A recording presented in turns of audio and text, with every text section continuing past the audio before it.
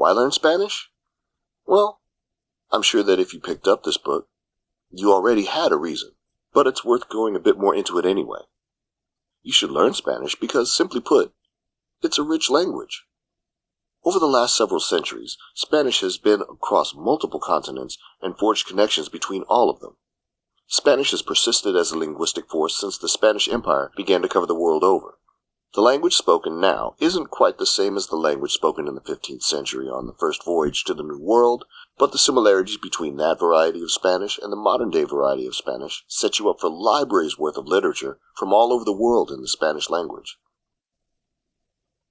What's more is the sheer beauty of the fact that Spanish, since it's covered the world over, has taken in a number of influences from other languages. Through its journey, starting as a mere dialectical splinter of vulgar Latin, the version of Latin spoken by the general populace of the Roman Republic and the Roman Empire, Spanish has picked up plenty of influences from all kinds of different languages and cultures, most notably from Arabic, during the Arab occupation of Spain from the 700s to around the 13th century, but also from the Goths, the Basques, the Native Americans, and the Celts. So, in other words, when you learn Spanish, you're setting yourself up to be involved in learning a whole wealth of cultural and historical information in what is a relatively passive manner. That sheer attachment to history is one of the most beautiful things about learning language in general. However, there are a great number of reasons otherwise for which you might learn Spanish. The growth of the Latin American population and the dissemination of Latin American culture into the United States provides an excellent opportunity in two ways. Firstly, you will inevitably be a more attractive candidate for various careers from a perspective of qualifications. Your ability to speak Spanish will make you an asset in more ways than you can possibly fathom, and a huge number of companies will be lining up in order to get you to work with them, especially if you're specialized in another manner too. Secondly, you'll have opened the door to talking to a whole new set of people. No longer will you be relegated to speaking simply to people who know and understand English. Rather, you'll be able to speak to and with people from the culturally beautiful continents of South America and Central America and the wonderful Latin American people. It will also enable you to travel to Spain with ease and talk to numerous people who are native Spanish speakers and, more importantly, natives to the region, which will most certainly help you to understand the culture, customs, and realities of the place that you're in. I've already mentioned how Spanish is a language with absolutely colossal reach. And with that in mind, I feel as though it's necessary to make a certain stipulation. Just like English spoken in the United States, the English spoken in Australia, and the English spoken in England are vastly different.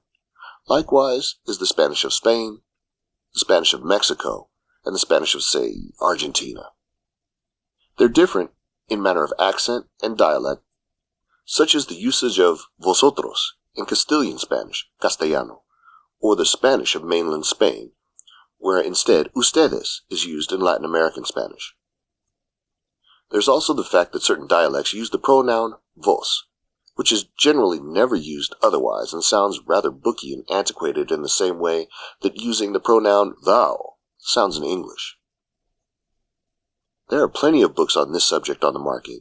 Thanks again for choosing this one. Every effort was made to ensure it is full of as much useful information as possible. Please enjoy. I can guarantee that by the end of this book, you're going to feel comfortable speaking and reading Spanish. Chapter 1. Spanish. How does it work? In the United States, there's an institution called the Foreign Service Institute.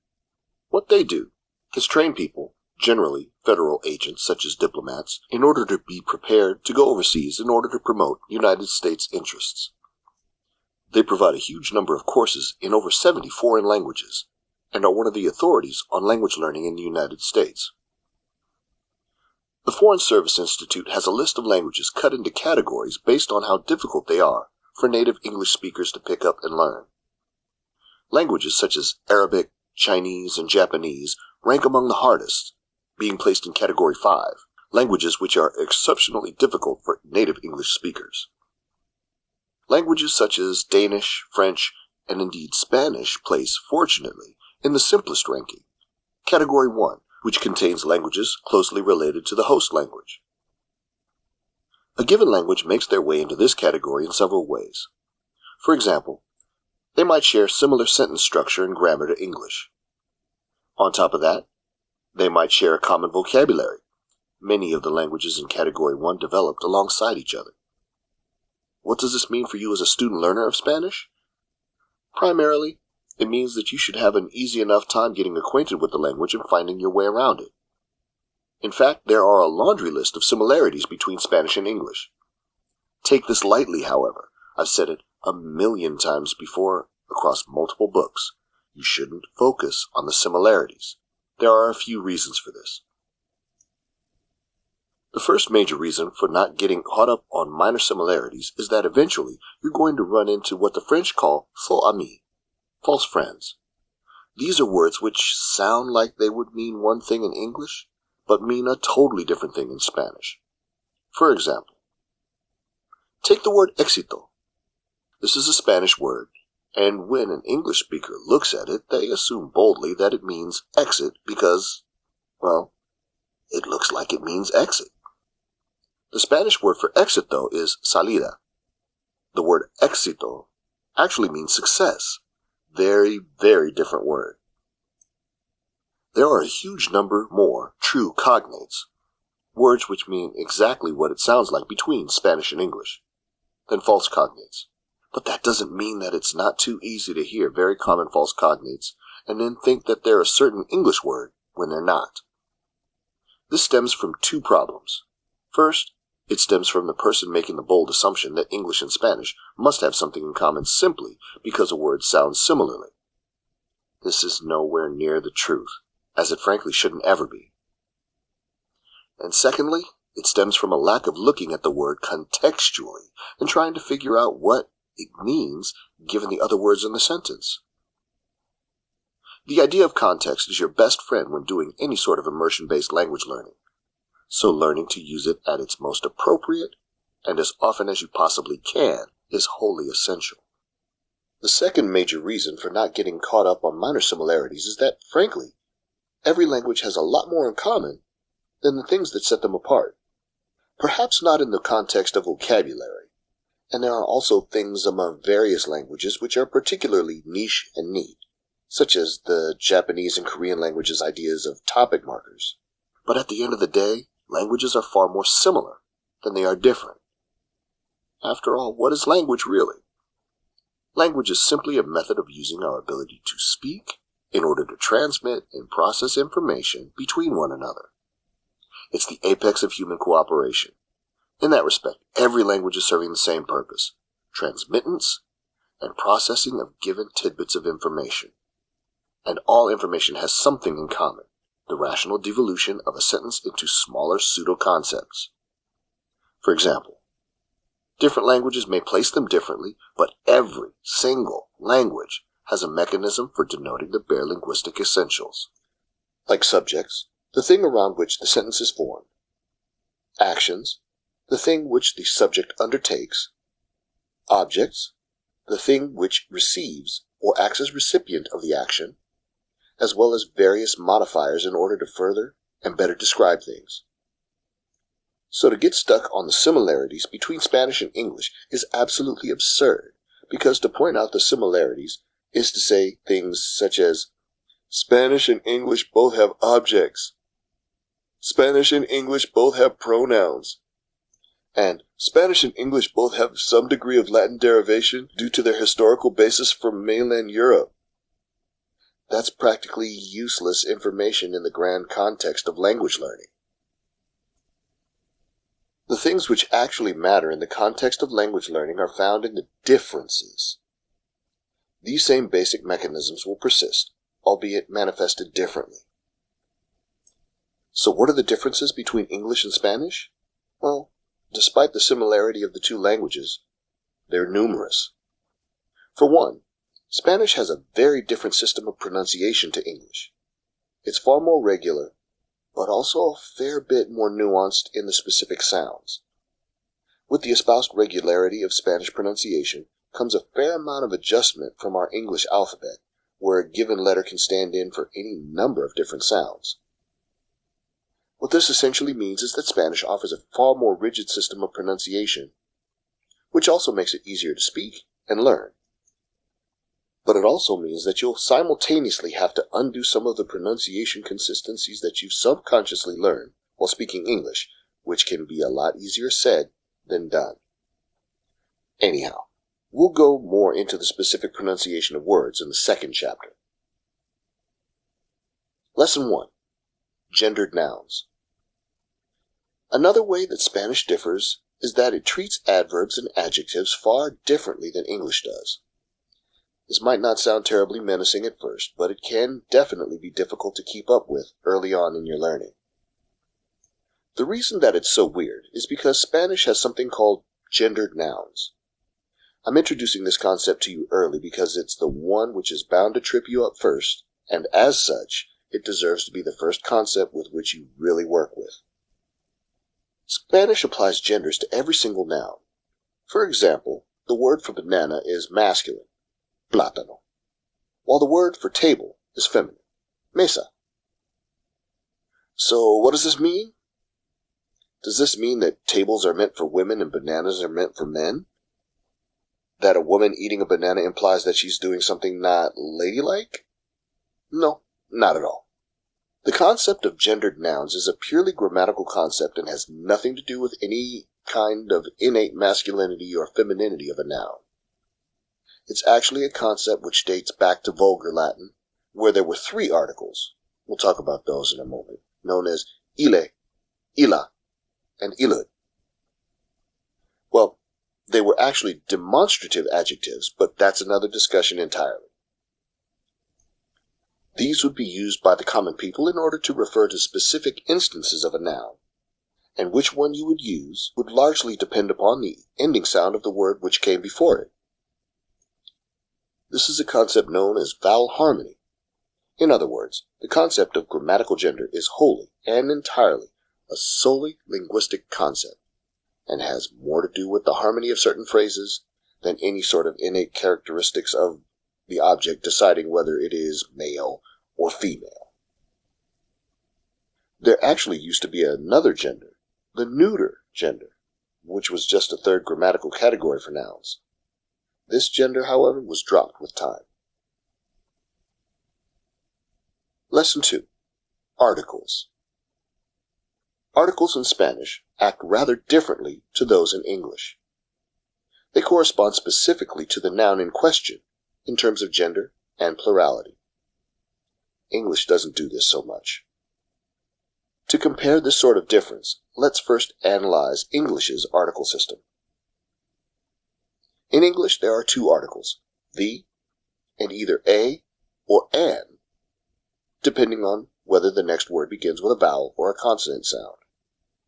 The is what's called a definite article, and a or an are what's called indefinite articles.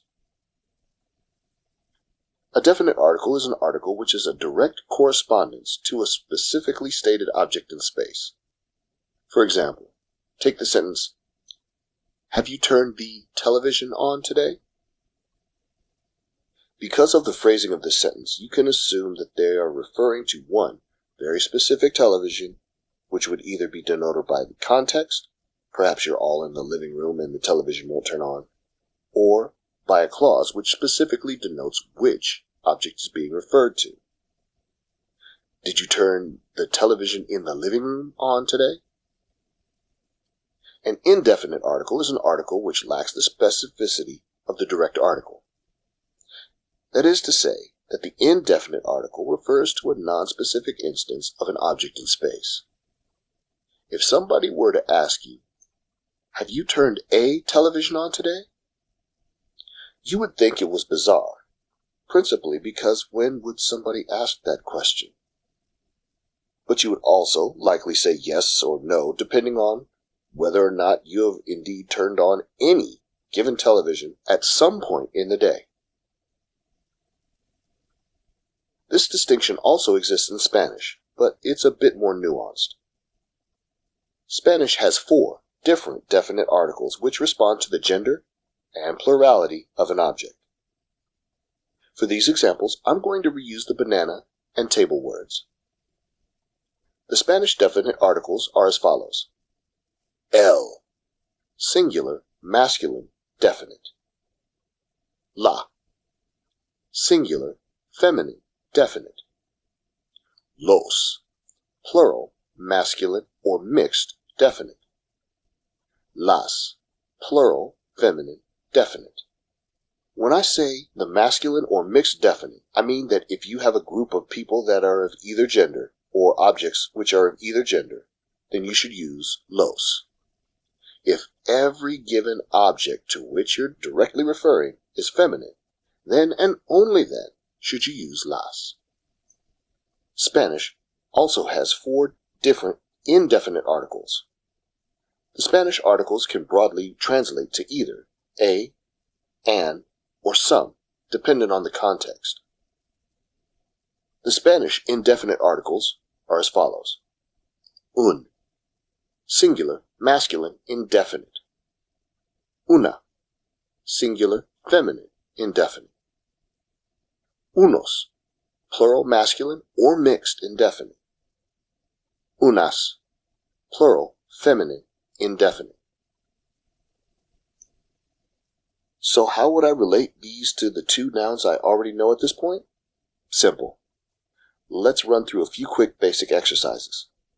Quick reminder that the term for banana is el plátano, and the term for table is la mesa. Plurality in Spanish works by simply appending an S, just like it works in English. 1. Translate the tables. 2. Translate some bananas. 3. Translate a table. 4. Translate the bananas. Your answers should have come out as follows. 1. Las mesas. 2. Unos plátanos. 3. Una mesa. 4. Los plátanos. The reason that they come out like that is pretty plain. There's not a whole lot going on here. The main things to take away from this lesson is that nouns have specific genders in Spanish, as they do in other Romance languages, and a quarter of the languages in the world, actually. There's one more problem we encounter here, the uncountable nouns issue. For example, you can eat 3 peaches, but you can't drink 3 waters. In the case of an uncountable noun, usually a liquid but could be any variety of things, you're not to use an article at all.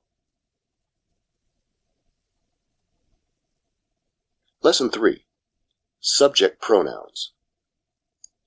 So at the moment, what we're trying to do is form some very basic Spanish sentences with a really cursory amount of knowledge that will create a baseline level of Spanish for you to try and work with going forward. Sentences in any given language have 3 basic components at the minimum: a subject, an object, and a verb. We've covered the basics of introducing objects to your Spanish by covering the bare essentials of nouns and noun gendering. However, in order to do a lot more with this lesson, we really have to critically analyze the whole concept of subject pronouns before we really make our way into verbs. Spanish verbs are far, far more complex than English ones, despite having relatively simpler conjugation rules than a large number of concurrent Romance languages. Subject pronouns form the very basis of the most basic sentences. If you don't know what a pronoun is, it is essentially the word which replaces the subject in a sentence. We make extensive use of this in English because we really like to talk in the first person. What I mean by this is if somebody's name were John, and you were having a discussion with him, it would sound terribly awkward if he said, "John is going to the store later. John is excited because John is going to get the stuff to make curry." That simply doesn't work for the way that we structure sentences. We far prefer to change those words to first-person subject pronoun in order to make it sound more accurate and give more context as to who's speaking. This makes fundamentally more sense from a linguistic perspective too. When we say I, there's no question about who's speaking. You're referring to yourself. So the distinction between the I and actually saying your name is totally unnecessary. Spanish has these distinctions as well. Spanish actually has a few more of these distinctions than we do. I'll get to that in a second. The Spanish pronouns are as follows. Yo, I. Tú, you, singular, informal. Usted, you, singular, formal. Él, he, it, masculine. Ella, she, it, feminine. Nosotros, we. Ustedes, you, plural, Latin America. Vosotros, you, plural, Spain. Ellos, male, masculine or mixed gender group. Ellas, female, feminine group. Remember that we're working with explicitly Latin American Spanish in this book, and as such, we aren't going to really mess around with conjugating the vosotros pronoun. There are three key differences from English in this setup of subject pronouns. The first major difference is the separation of the tú and usted informal and formal pronouns. In English, no such distinction exists. In Middle English it did, as the distinction between thou and you. However, this has faded away with time as you has taken precedence. In case you're unfamiliar with informal and formal pronouns, you use the informal when you're speaking to somebody that you know well, such as a family member or friend, or somebody younger than you. You use the formal when you're speaking to somebody in a position of authority over you, or when you're meeting somebody for the first time. The next major difference is that Spanish has an official verb for the second person plural. This is another thing that we don't have in English. This entire idea is actually rather foreign to English. This place is filled by colloquial phrases. In the southern United States, y'all fits this niche. In the Northeast, yous. In the Midwest, you guys. There is not, however, a relatively standardized form, nor is there a singular word. Even y'all is a contraction of the phrase you all. The third major difference is that Spanish don't have a specific word for it. The reason for this is obvious if you think about it. They don't have a neuter pronoun or neuter gender at all. That concept is missing from Spanish completely in modernity. As such, since every item either has a feminine or masculine grammatical gender, it makes perfect sense to use the feminine and masculine pronouns in order to refer to it in a way. The reason that we're spending a while on this topic is so that you're prepared for the next topic, which will be a lot heavier: verb conjugation. But for the concept of verb conjugation, you have to have a subject in the first place to conjugate for. Without further ado, let's move on to the next lesson, which no doubt is of astronomical importance. Lesson 4. Basic Verb Conjugation, ER verbs. So what is verb conjugation? In English, we have a very simplified form. Verb conjugation is simply the changing of the ending of a given verb or action word depending on the person who's performing it. A lot of the verb conjugation in English has fallen away with time. In its place is only a very simple remnant.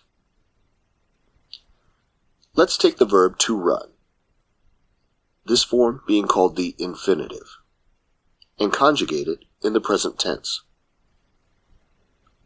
I run, you run, he, she, it runs, we run, they run. The only form of verb conjugation which occurs in the present tense is the adding of the s to the third person singular form. This is a very different story from Spanish. Spanish is an absolutely beautiful and expressive language. Along with this comes a huge amount of caveats concerning writing and speaking, though. The heavy conjugation system, however, does have some bright sides. The fact that verbs end differently depending on who is speaking means that generally the subject pronoun can and will be dropped altogether. This means that sentences are, of course, far more expressive and clear than they often would be otherwise, while also being more economical. So how do you conjugate a basic present tense verb in Spanish? Let's look at this using the verb comer, meaning to eat. Comer, to eat. Yo como, I eat. Tú comes, you eat. Él, ella, usted come. He, she, you eat. Nosotros comemos, we eat. Ellos, ellas, ustedes comen. They, you all eat. This gives you a very simple summary of how to conjugate a regular ER verb in Spanish.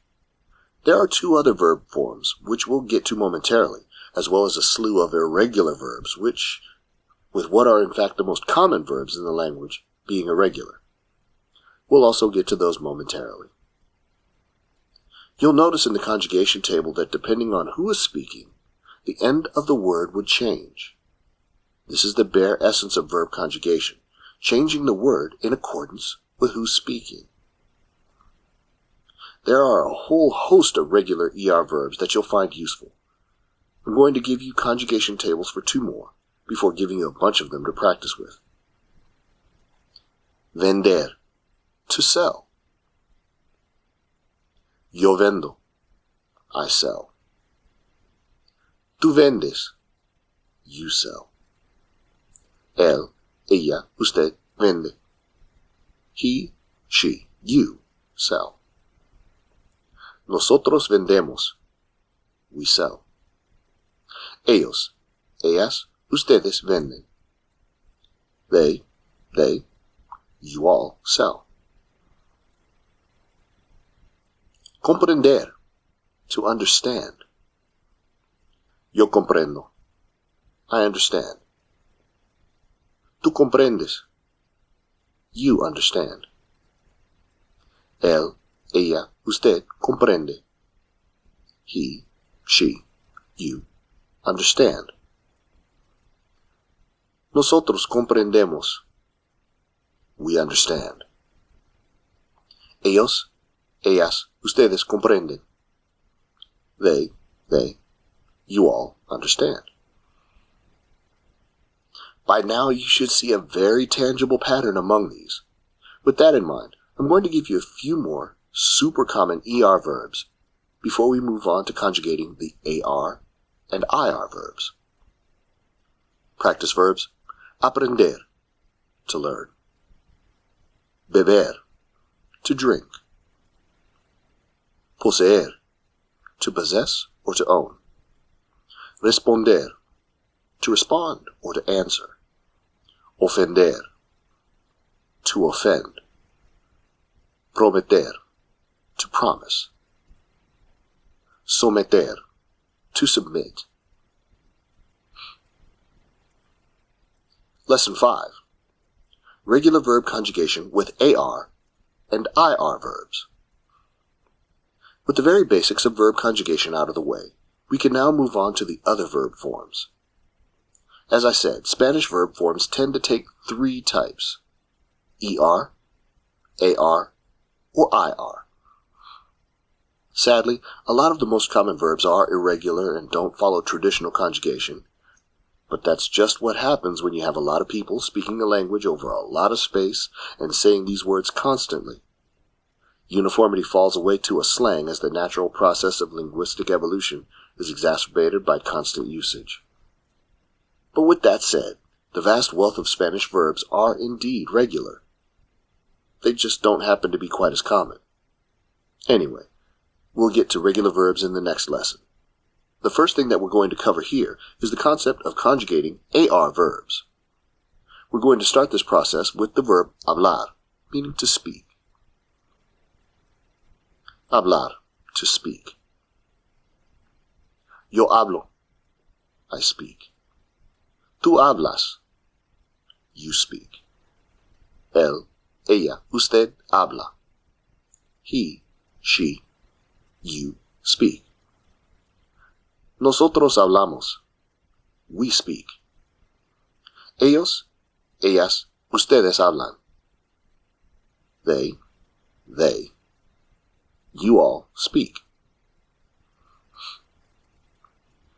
You'll notice that a lot of these conjugations are superbly similar to the same conjugations for ER verbs, and you'd be right to notice that. The only major noticeable difference between the two is that these verbs, of course, take an A in place of the E. IR verbs act similarly and in fact aren't that different either. In fact, their conjugation is exactly the same as ER verbs, except for the nosotros form. Observe what I mean as we conjugate with the verb discutir, meaning to discuss. Discutir, to discuss. Yo discuto, I discuss. Tú discutes, you discuss. Él, ella, usted discute. He, she, you discuss. Nosotros discutimos, we discuss. Ellos, ellas, ustedes discuten. They, you all discuss. Indeed, you'll see that there's little to no difference in the conjugation of these IR verbs in the present tense than conjugating ER verbs in the present tense, aside from the nosotros form. By now, you've conjugated verbs in all forms, so the only thing you can do now is practice. That's how one genuinely and truly picks up skill in verb conjugation. At first, it will be ugly and very much not fun, but after a little practice, you'll be able to do it with absolute ease. Here are some verbs with which you can practice your conjugating. AR verbs. Caminar, to walk. Esperar, to hope. Comprar, to buy. Ayudar, to help. Viajar, to travel. Trabajar, to work. IR verbs. Vivir, to live. Debatir, to debate. Describir, to describe. Unir, to invite. Escribir, to write. Reunir, to meet. Of course, there's an endless wealth of Spanish verbs that you can work with, and a little personal touch certainly wouldn't be out of the question if you were so inclined. And it's on you to practice it. Lesson 6, Irregular Verbs, Part 1. The hardest part of coming to a new Romance language is, frankly, not learning conjugation. I've studied quite a few, and conjugation comes relatively easy at this point. After all, it's a very finite system, with little that ever really changes about it. No, the hardest part is totally and completely getting used to each language's irregular verbs and the numerous idiomatic ways in which they use their irregular verbs. Given that this is a Spanish book, I won't give you the details all about, say, French or Italian's conjugation system. However, with the fact that it's a Spanish book established, we do need to move on to talking about how to actually conjugate and use these verbs. The first one that we really need to cover is ser, which translates to be. It's actually one of two state of being verbs that Spanish has, and between it and the other verb estar, the general basis of the verb to be, as it's used in English, are covered. Of course, the downside of having two verbs for something we represent with one in English is that, naturally, it's more efficient and expressive, but this also comes with the fact that for native English speakers, it can be a terribly big adjustment to make linguistically. If you aren't used to representing these sort of ideas using two distinct verbs, then it's going to be a very odd thing for you to start to do so. So with that said, when does one actually venture out and try and use ser? There are a few situations which call for ser specifically. The first time which you use ser is in situations which specifically refer to things which are essential to you or somebody else's identity. These include things such as any physical description, your personality, and your sense of character, the country that you're from, the race that you are, the gender that you are, what you do for a living, and what any given thing in general is made of. Another time that you use ser is to denote any given thing which occurs or takes place at a point in time, such as dates, seasons, events, and time in general. So how do we conjugate ser? Since ser is irregular, it'd most likely be easy for you starting out to simply try to remember the following conjugation table, which will come naturally anyhow with practice. Ser, to be. Yo soy, I am. Tú eres, you are. Él, ella, usted es. He, she, you are. Nosotros somos, we are. Ellos, ellas, ustedes son. They, you are. So if you wanted to say, for example, I'm from the United States, that's an intrinsic quality and a description of you, so you would use ser here. I'm from the United States is a nifty sentence because it can actually translate quite directly from English into Spanish. Yo soy de los Estados Unidos. I'm from the United States. Bear in mind that in conventional spoken Spanish, the yo would be dropped since the person who is speaking is implied directly through the verb conjugation. So with all of that noted, when would we use the other word for to be, estar? Well, there are a few different cases in which you would use estar. It really depends. A good way to remember the usage of estar is the following rhyme, often taught in high schools. How you feel and where you are, that is where you use estar. Estar's principal usage is emotional and physical states of being. These are temporary things like moods or appearances. This can make quite a massive difference. If you were to say, soy enojado, wherein enojado means angry, you'd be essentially telling the word that you are a very angry person in general. You'd be saying that anger is an essential personality description of you, a permanent fixture of description for you.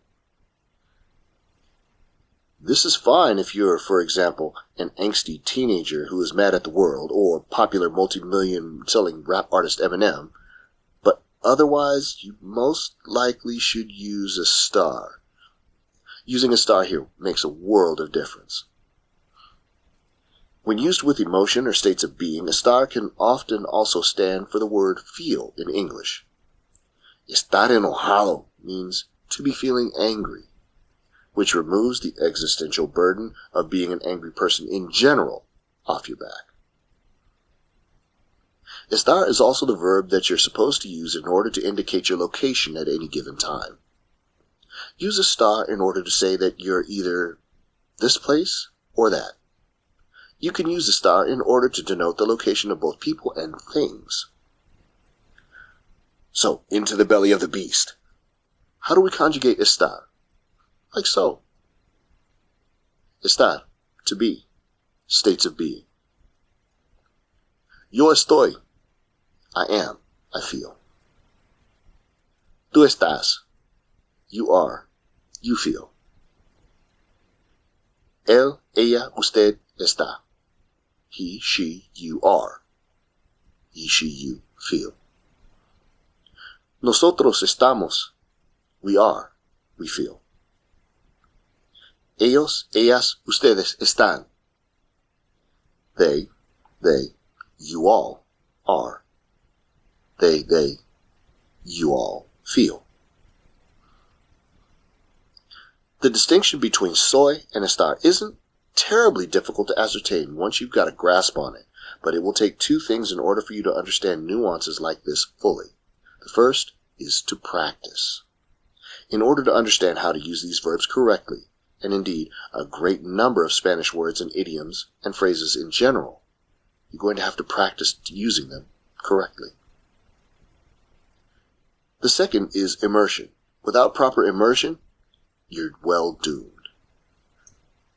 Luckily, modern society makes it very easy to simulate immersion in several different ways, such as watching television shows in other languages, or signing up to talk to people who speak another language via services such as italki. Immersion is what allows you to hear the various uses of different phrases and understand how certain ideas and words are used in the context of another language.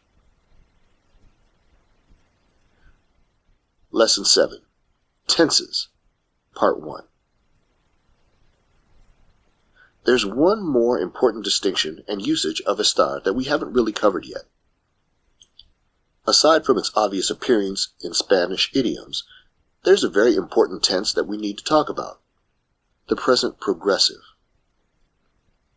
Depending on your experiences with other languages, you may or may not be familiar with the common usage of the present progressive. Some languages don't have a present progressive tense in common use, such as French and Danish. English, however, takes great advantage of the present progressive tense. What the present progressive tense does is indicate an action which is in the process of occurring. For example, if you were studying French, you might run into the sentence, "J'ai chanté." This can carry a meaning of either I sing, in a general sense, or it can carry the meaning of I am currently singing. French has this in a colloquial sense. Être en train de faire can indicate an ongoing process. But in literature and more formal usage, there is no real equivalent for the present progressive.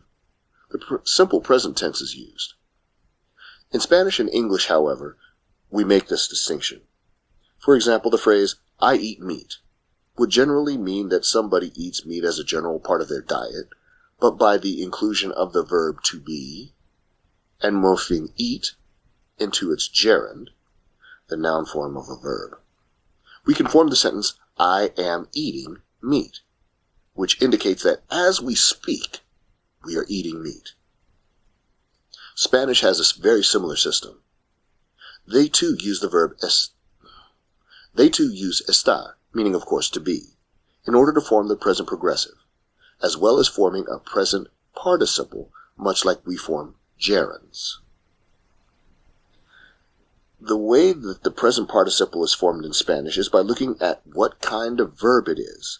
If it's an ER or IR verb, you just drop the ending and replace it with yendo.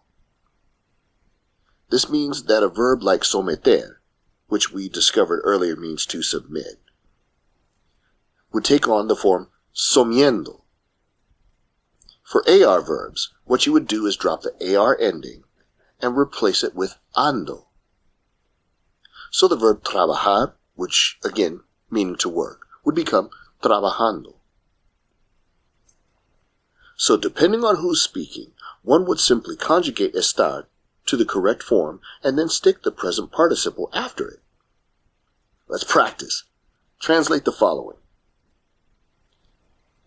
1. I am working, trabajar. 2. She is learning, aprender. 3. You are writing, escribir. Your responses should have been as follows. 1. Estoy trabajando. 2. Está aprendiendo. 3. Estás escribiendo. Are you seeing how this works a tad? It's relatively simple It's a relatively simple tense to form, but it can be bizarre. When you try to form present participles, remember also that not all verbs are created equal. Some, because they have endings which would make upending iendo or ando sound strange, don't have regular endings in the present participle. Be wary of this, and as always, be sure to research constantly as you learn. There's little more important than testing your limits, but being sure that the way you're testing them is correct is definitely up there. Lesson 8. Working with haber. There are quite a few irregular verbs in Spanish, somewhere close to around 34%, and the most common verbs are more likely to be irregular too. Go figure. For example, of the 15 most common verbs in Spanish, 13 out of 15 can be described as irregular. It's absolutely absurd. What this means for you as a language learner is that you are going to have to dedicate yourself to not only knowing regular verb conjugations, but to knowing how to conjugate the irregular verbs as well. Some of them have fallen to patterns which are easily recognized, such as hacer and decir, or tener and poner. Others, not so much. Because of all this, it can be rather difficult to really know where to start. The answer is that there's not quite a right place to start. It's just something that you're going to have to learn as you go on and attempt to use the words or hear the words used. However, I do think it's certainly sensible to start with the most common irregular verbs first, because you're far more likely to use them in a sentence-to-sentence basis. So with that said, let's start working a bit more with these irregular verbs and practicing them so they get mentally tucked away for later use whenever you may need them once more. The only other major irregular verb that we're going to work with in the context of this book is haber. This verb means roughly to have, though not in the sense of possessing something. For that purpose, you would use poseer instead. Haber means to have in the sense of the past, which we'll get to in a bit when we discuss more tenses. Aside from this case, usage as an auxiliary verb, haber primarily is used in two other contexts. We'll discuss that after conjugating. Here's how you'd conjugate haber. Yo he, I have. Tú has, you have. Él, ella, usted ha or I. He, she, you have. Nosotros hemos, we have. Ellos, ellas, ustedes han or I. They, you all have. So haber, when not used to construct the perfect tense, usually is used in one of two manners. Firstly, it may be used in order to say there is. It's not a direct translation, but if you think about it, it doesn't need to be. There is a nonsensical, impersonal phrase. All that it implies is the fact that something is, in the something exists. So I is as much an equivalent phrase in Spanish as il y a is in French. This is simple enough. Let's take that word for banana again, plátano. If we wanted to say there is a banana on the table, we'd do it like so. There's a banana on the table. Hay uno plátano en la mesa. It works similarly for doubled objects where we'd otherwise use there are, as opposed to there is in English. There are 3 bananas on the table. Hay 3 plátanos en la mesa. We needed to discuss the usage and implementation of haber because that brings us into our next lesson. Lesson 9. A few more tenses. I don't think that it would be particularly worthwhile in the scope of a beginner's book intended for people absolutely new to Spanish, and perhaps even to language learning in general, for me to go through every single tense that you might use. My entire goal with this book at large is to get you to understand the underlying grammatical concepts so that you might actually be able to build on them through proper experimentation, as well as through constantly trying out new things with the language. However, there are two more tenses that we're going to cover, both of them in the past tense. The reason we're not covering future tense is that for near future verbs, Spanish generally just uses the present tense anyhow, often alongside a time marker. The other Spanish future tense is meant for dates and events which are farther off, and in my opinion, as someone who writes about and works with languages, I don't think that's a particularly paramount subject for new learnings, and I don't realistically see time spent on that tense to be worthwhile as a beginner. What I will talk about, however, is the preterite and the perfect tense. The preterite is the tense which is used for events which are over and done with, things which happened once already and weren't continuous. This is the one that you need to focus on, and for a very simple reason. You very well may start off a conversation with the fact that you don't speak Spanish particularly well. And if you were to do that, you likely wouldn't even need the perfect tense at all. It's not likely or common for introductory Spanish speakers to feel the need to express themselves in the past tense in exclusive or esoteric ways. If you need to form the preterite with an AR verb, all you have to do is drop the AR and append with the following endings: aste, o, amos, and aron. Here's the AR preterite conjugated for the verb enviar. Enviar, to send. Preterite. Yo envié. I sent. Tú enviaste. You sent. Él, ella, usted envió. He, she, you sent. Nosotros enviamos. We sent. Ellos, ellas, ustedes enviaron. They, you all sent. Likewise, to form it for an ER or IR verb, you just drop the ending and tack on either I, iste, yo, imos, or ieron. Let's try this out really quickly by using the verb vivir. Vivir, to live. Preterite. Yo viví. I lived. Tú viviste. You lived. Él, ella, usted vivió. He, she, you lived. Nosotros vivimos. We lived. Ellos, ellas, ustedes vivieron. They, you all lived. The present perfect tense is very easy. All that you need is the verb haber and the verb you'd like to form it into the present perfect. The present perfect carries the same weight as saying something like I have cooked or she has laughed in English. It's not always a one-to-one correlation, but there are a lot of times where the situational usage will certainly match up. And what's more is that forming past participles is absurdly easy in Spanish for regular verbs. All you have to do is drop the AR, ER, or IR ending and replace it either with ado for AR verbs or ido for IR or ER verbs.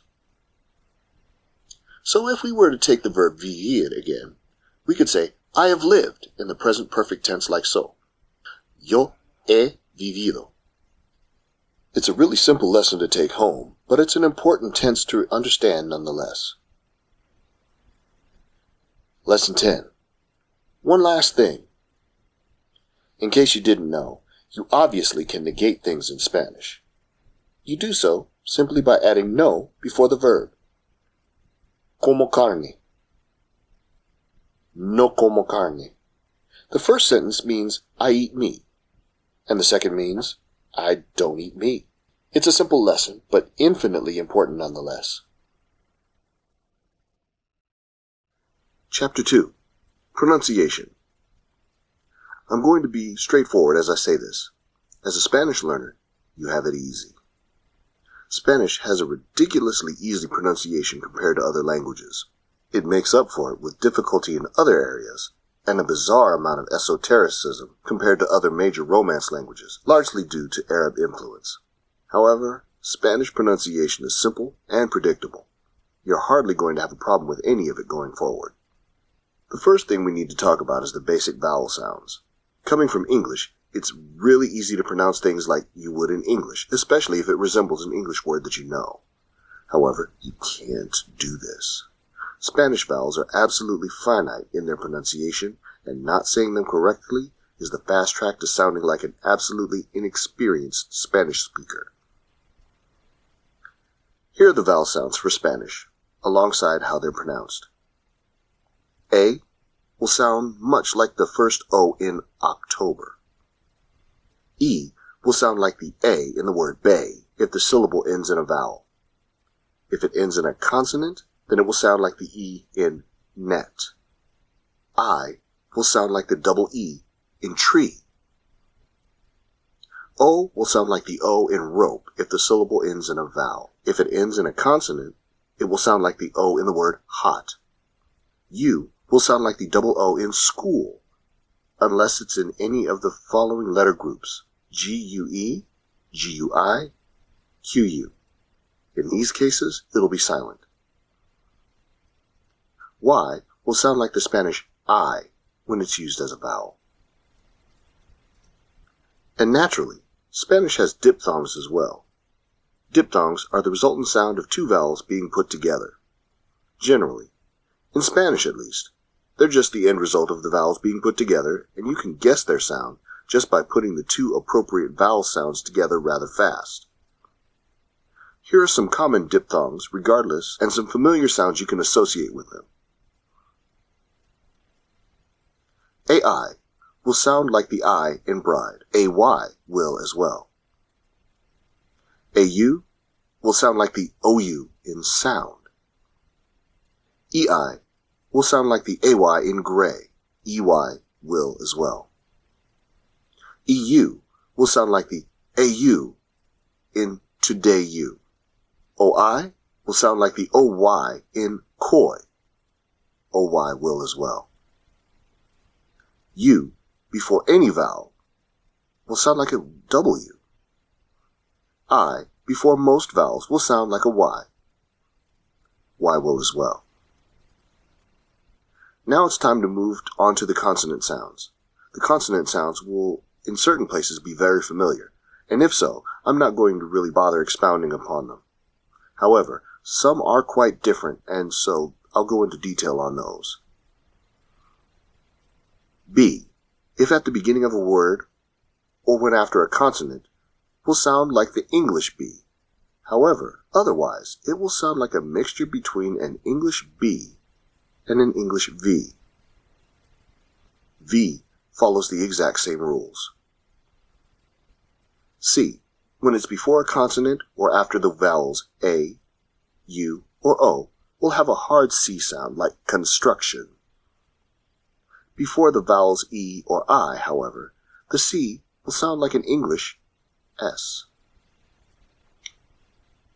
CH always sounds the same, like the CH in champion.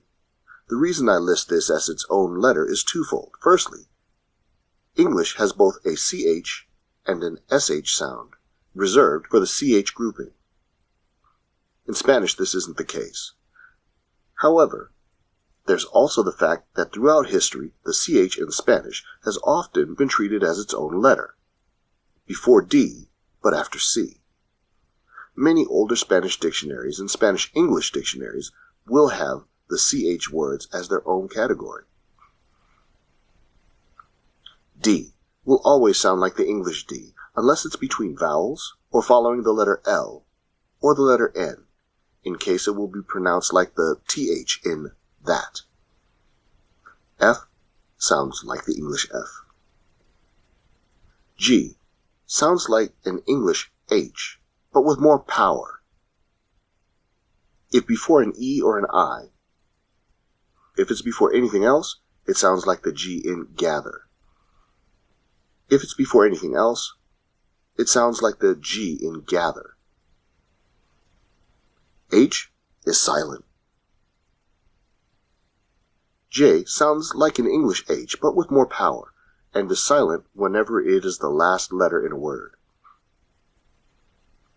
K sounds like an English K. L sounds like an English L. Eye, LL, sounds like an English Y, though in some dialects it has a slight SH sound to it. Pay attention to how the people around you pronounce it and mimic it, but use the Y sound firstly. M sounds like an English M. N sounds like an English N in every instance except for when it precedes the letter V. In this case, it will sound like an English M. Inye sounds like an NY sound, as in onion or bunion. P sounds like an English P. Q is always followed by a U, and the pair will always sound like an English K. R is performed by a way of alveolar flap in the middle of a word, meaning a very soft touching of the tongue to the roof of the mouth. At the beginning of a given word, or when it's following the letter L, the letter N, or the letter S, it will have a powerful trill. At the end of a word, it has next to no trill, but still a small amount. Double R indicates a very strong trill. S will sound like an English S unless it's preceding either B, D, G, L, M, or N, in which case it will sound like an English Z. T will sound like an English T. W will nearly always have a V sound. There are various linguistic reasons for this phenomenon, but I'm not going to go into them right here. X sounds like an English X between vowels, but before a given consonant, it will sound like an English S. This is presuming that the word isn't of native or aboriginal influence. If so, then it will sound like an H. Mexico would sound like Mexico, and Texas would sound like Texas. Y sounds like an English Y. Z generally just sounds like an English Z. As you can see, for the most part, Spanish pronunciation is generally very uniform. When there is a variation, change, or exception, it's likewise generally very easy to understand within the context of the language. In the Spanish language, accent marks indicate syllable stress or serve to differentiate one word's spelling from another. This can be of grave importance, as some words without proper accents being written will take on totally different meanings, which may at times even be potentially embarrassing. If you see an accent mark while reading Spanish, then it always means that you need to be certain that the syllable with the accent mark is getting quite a bit of stress and is enunciated loudly and clearly.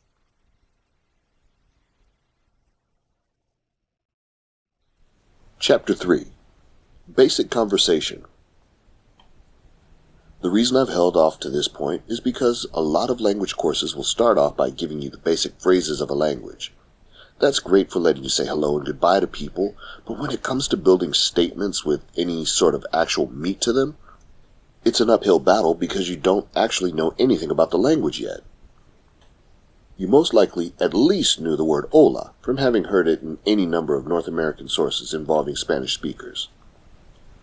But how much does that matter for having genuine discussion with Spanish speakers? Does that knowledge of hola allow you in any capacity to walk up to a Spanish stranger and do anything but say hello to them? The answer is, of course, no. That's an utterly ridiculous notion in most every possible conceivable way. That is, thus, the very reason that I've held off going over all of this up until now. It simply wasn't necessary and would get in the way of actually understanding Spanish in any sort of meaningful manner.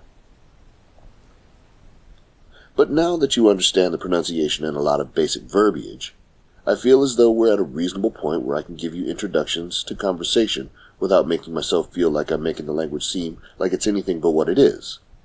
A language with a thriving set of verb conjugations and unique articles and all of these awesome features that extend far, far beyond hola. Anyhow, for the sake of this chapter, we're going to work through a number of phrases one at a time with a brief explanation of everything that we're doing. The first thing that you do in any given conversation is initiate it. Well, this isn't necessarily always true. Some people are very pragmatic and get right to the point. But for most people, saying salutations is just a normal part of any given conversation, or perhaps things which aren't even really conversation. Perhaps you're passing by somebody you know in the school or workplace and want to acknowledge them. That's another situation in which you'd find knowing salutations to be a great advantage. Spanish has a great many salutations, and the one that you use depends upon a number of variables, of course. There's, of course, the general use hola. This just means hello in English. The etymology of the word hola is deeply interesting, but it's, of course, beyond the scope of this book. Anyhow, there are also the greetings which have to do with the time of day. There is buenos dias. This means literally good morning, and is one of the more common Spanish greetings aside from hola. There also is buenas tardes, which means good evening. This isn't used as often as a conventional salutation, though it certainly can be used as one with no problem. The last one in this category is buenas noches. This means literally good night, and its usage is unwavering. You will almost never ever use this as a salutation. You generally will only use this as a goodbye to somebody for the night if you know that you won't be seeing them again that night. Lastly, there is muy buenos. This is a very general greeting as compared to the other ones such as buenos dias and hola. You can use this greeting at pretty much any time of day without anybody batting an eye. So after all of that, we're now officially in the conversation, engaging in the nigh-professional art of small talk. These small talk sessions generally almost always start by asking somebody how they are or how they're doing. There are a ton of ways to ask this sort of question in Spanish. Firstly, there are more formal and boring routes to be taken. To simply ask, how are you? You first need to think about who you're talking to. Are you speaking to somebody your age, younger, older? Have you met them before? Then you need to pick either the informal or the formal way to ask based upon your evaluations. The informal way is to ask simply, ¿Cómo estás? Meaning, in a literal sense, how are you? The formal way is just the usted inversion of the prior question. ¿Cómo está usted? This means the same thing as before, but this version is of course to be reserved for meeting new people or for talking to people who are in a position of superiority. On top of that, there are more casual ways to ask. You could say, how's it going? ¿Cómo te va? Simply asking, what's up? Is certainly not out of the question. ¿Qué tal? Neither would be asking something along the lines of, what's happening?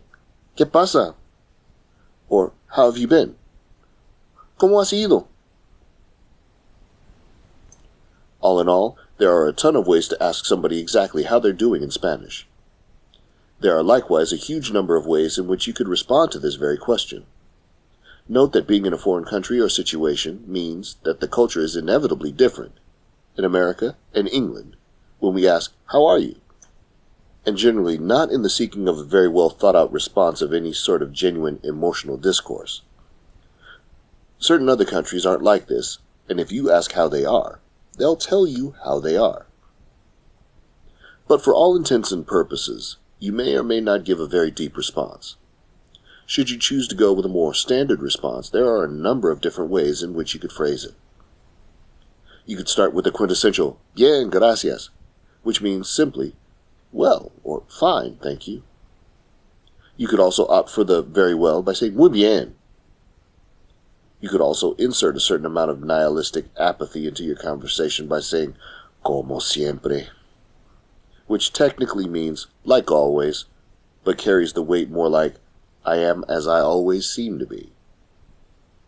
If you're not feeling well, You can say that you're sick by saying either estoy enfermo or estoy enferma, depending on your gender, men saying the first and women saying the second. And if you're not doing too well, you could say, más o menos, meaning so-so. Or you could say mal, which translates into badly or poorly. Then there are multiple different ways in which you could say goodbye. There are a few generally used ones and a few which are geared towards more special purposes. The two general purpose ones that you need to know are adios and ciao. Both are common enough that I'm not going to tell you how to pronounce them. If you're on the up, you may very well notice a parallel between Spanish and neighboring Romance Italian here, where ciao is used as a form of goodbye. Both of these are acceptable ways to say goodbye. If you'll be seeing the person soon, you could tell them hasta pronto, but when I say soon, I mean soon. This is one place where the common conception of soon as used in the US or Britain generally doesn't cut it in other timetables. If you're going to see them at a later point in time, you could say hasta luego.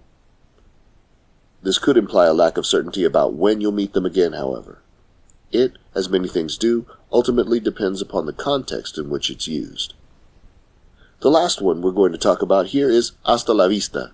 Honestly, who doesn't know how to pronounce this one thanks to Hollywood? This phrase means essentially, until next time, or until we meet again. This one too can communicate a lack of certainty dependent upon the context. On top of all that, there are some essential phrases that you have absolutely got to know in order to ask for help in Spanish or otherwise get around. Firstly, there are two forms of excuse me you need to know. The first, perdón, means excuse me in the sense of, excuse me, could I ask you something? The other form of excuse me, con permiso, has meaning more along the lines of, please excuse me, when you're needing somebody to move out of your way. You also need to know how to say thank you and sorry. In fact, more people need to know how to do this in their native language. The way that you say thank you in Spanish is straightforward. Gracias. Nearly everybody knows that term. And the way that you say sorry is additionally simple. Lo siento. It's most certainly also worth you learning how to say please in Spanish, because you invariably are going to need to at some point. You do so by saying por favor. And lastly, at some point, eventually, you're going to have to ask someone for help in some way, shape, or form. The way you do this is by saying necesito ayuda. This means literally, I need help, or I need aid. You'll also notice that this very simple phrase is built off of the verb necesitar, conjugated for the first person, as worked with in Chapter 1. There's a lot of things you'll need to learn before you're ready for the streets, but hopefully now you've got a solid enough foundation that you can at least be courteous. Chapter 4. Pronouns Redux. Direct object and indirect object.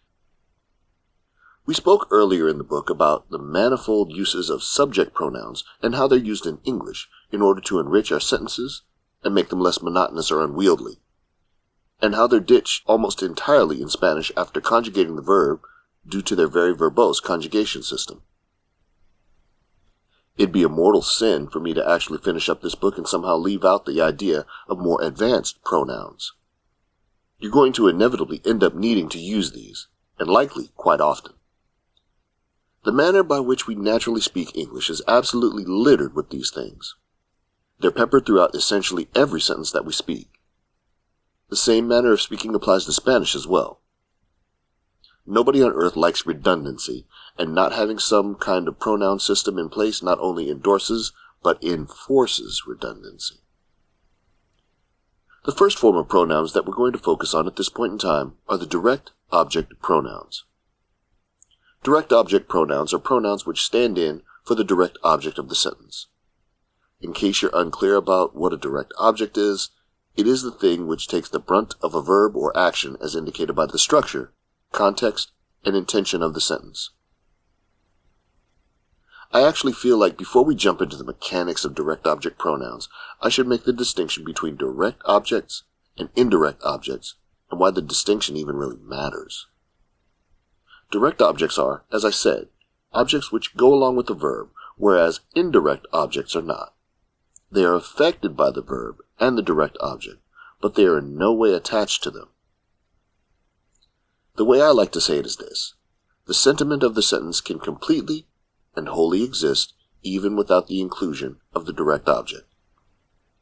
It may be significantly vaguer, but the resultant thought is still a complete syntactically and grammatically correct sentence. Take the following sentence for example.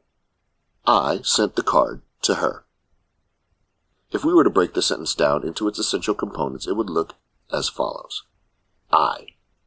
Subject indicates the person or thing which is actively undergoing the verb. Sent. Verb.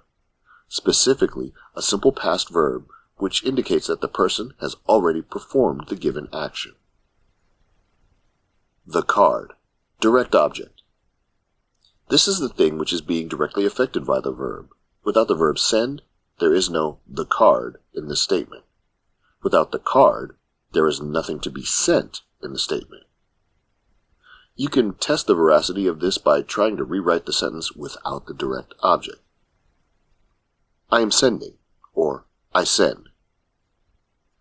Great, but what is being sent exactly? Without a direct object, these sentences make no sense. To her. Indirect object. This is the thing which is being indirectly affected by the verb and is the end recipient of the consequences of the action of the verb. That is to say, the indirect object is non-essential, where the direct object is essential. If you're ever confused in a sentence as to which is which, the first thing you should do is look for a preposition. Indirect objects are usually sitting after a to or at. However, the other thing that you can do is try to rewrite the sentence once for each object without including the other. In your head, if you'd like. Doing it in real life would be rather wasteful. The one which makes the least sense is invariably the one wherein the direct object has been removed. Compare I sent the card to I sent to her. The only times that the second structure are permissible are when it's an idiomatic structure wherein the direct object is heavily implied or otherwise unneeded. Consider the Victorian-era idiomatic phrasal verb to send for someone, meaning to summon someone, which has its roots in sending somebody like a messenger to go and get the person in question. In other words, you will know which is the direct object and which isn't by which one can be taken out without the sentence losing any and all practical meaning. So how do we express these sorts of pronouns in English? Well, let's shift our focus to the direct object pronouns again. The way we express direct object pronouns are by the use of pronouns such as me, it, him, them, and so forth.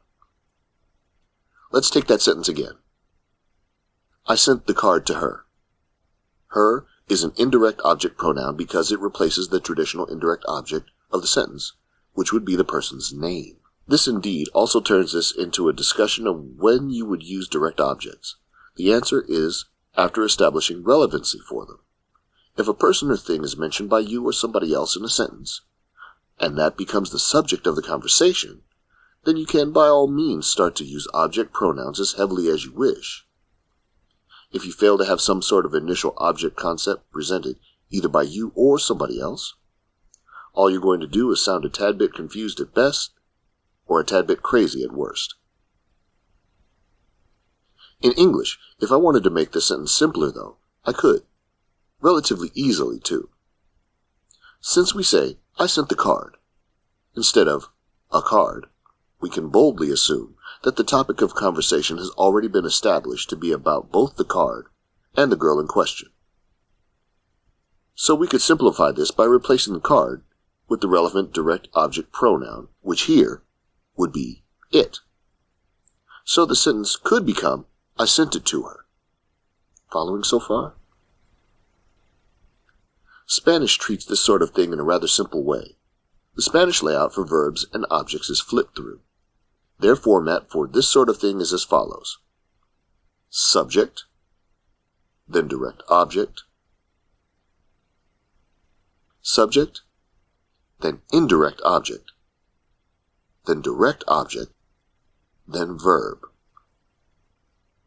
This format is often referred to as SIODOV. There are several different direct object pronouns in Spanish. The general meaning is as such. Direct object pronouns. Pronoun, me, meaning me. Pronoun, te, meaning you. Pronoun, lo, meaning him or it, depending on context. Pronoun, la, meaning her or it, depending on context. Pronoun, nos, meaning us. Pronoun, os, meaning you, plural. Pronoun, los or las, meaning them. And the indirect object pronouns are very similar. Their only real difference is the dropping of gender in the third person pronouns. Indirect object pronouns. Pronoun, me, meaning me. Pronoun, te, meaning you. Pronoun, le or se, meaning him, her, or it, depending on context. Pronoun, nos, meaning us. Pronoun, os, meaning you, plural. Pronoun, les or se, meaning them. So let's go back to our example sentence. I sent the card to her. When we write this in Spanish, before taking into account the direct object, we're going to transform to her into an indirect object, like so. I sent the card to her. Yo le envié la tarjeta. Yo le envié la tarjeta. Yo is in parentheses because in virtually all forms of spoken and written Spanish, you drop the subject pronoun. If you didn't, then you'd risk sounding like you have no idea what you're saying, and likewise have no business speaking Spanish in the first place. Now we can convert la tarjeta into a direct object pronoun, so we're saying what is the Spanish equivalent of I sent her it, or I sent it to her. Super simple, but pretty involving. Since la tarjeta is a feminine noun, we need to use the third person singular feminine direct object pronoun. This, of course, would be la. And according to the presented rules of the SIODOV protocol, we're going to smush that in between our indirect object pronoun and our verb. So our sentence would come out like this. Yo le la envié. So we went from a massive and bulky sentence to something that's rather elegant, provided you have appropriate context to make sense of the vague statement like I sent her it, or le la envié. That draws this lesson on pronouns to an end, I'm afraid.